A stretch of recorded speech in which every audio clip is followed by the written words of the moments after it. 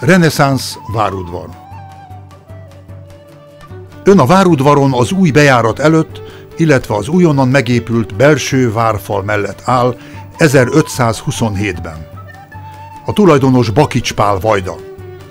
A vesztes mohácsi csata után a török veszély közeledtével várunkban is lázas vármegerősítési munkálatok indultak, amiknek eredményeként a várudvart megosztották, és átlósan felfalazott elrekesztéssel egy a bejáratot jobban védő elővárat alakítottak ki.